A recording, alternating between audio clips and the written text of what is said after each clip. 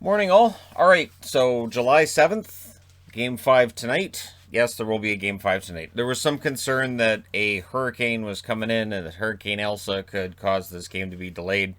Nope, Hurricane Elsa's moved on. Didn't do as much damage as was feared, so game's on tonight in Tampa. Killorn is listed as doubtful. Outside of that, it looks like the lineups will probably still be exactly the same. And this is, again, it's Montreal's night, right? If Montreal could win tonight's game, that puts some real pressure then on Tampa. For Tampa, they have to just come out and play their game.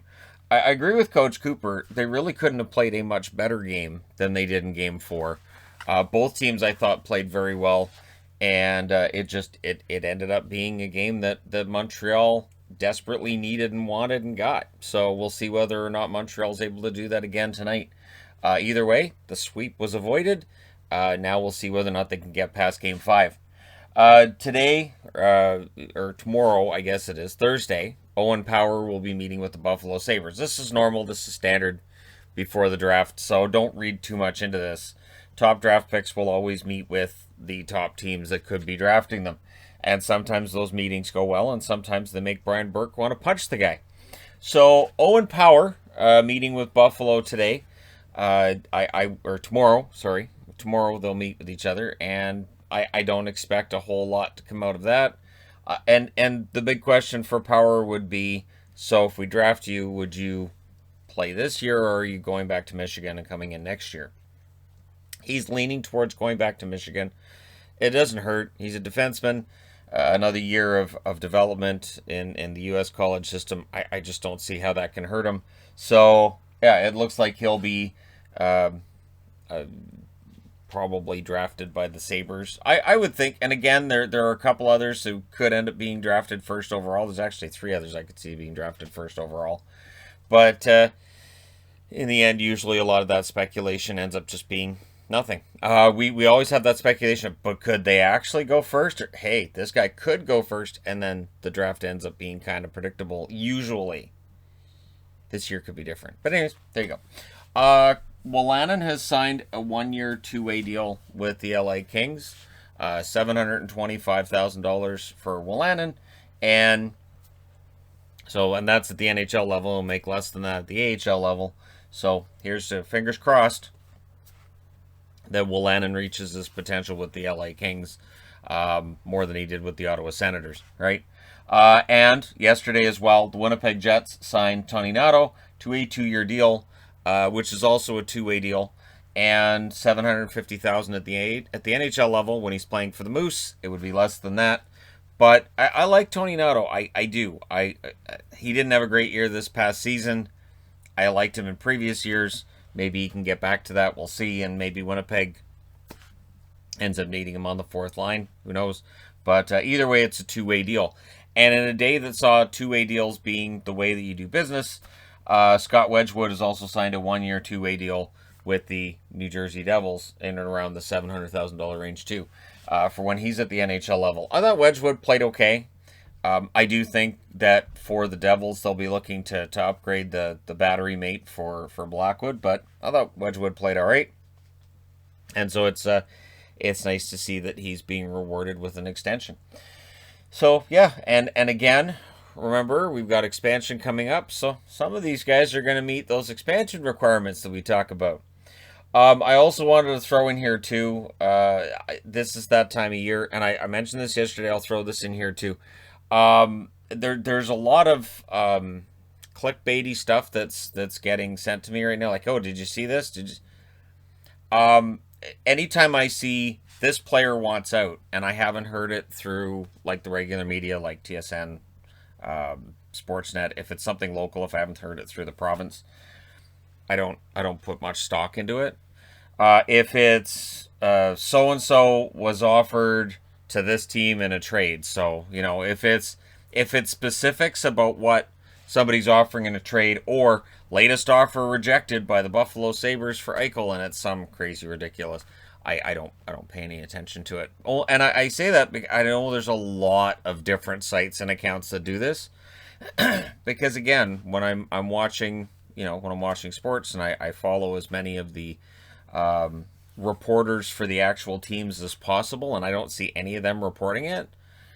I see that from other accounts and other pages and other sites, and I go, no. So you won't see it here. The only time I talk about trade speculation and this and that is when it's coming through the official sources. So I see them. I do. It's hard not to see them at this time of year because there's so many people reposting.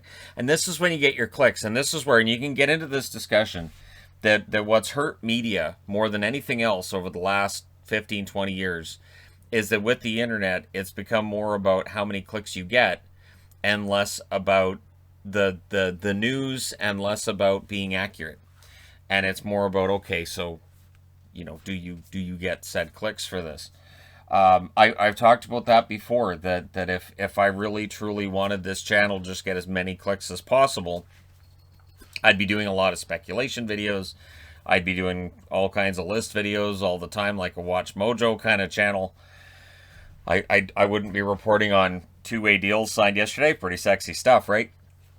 And Owen Power meeting with the Sabres, and there's a game tonight.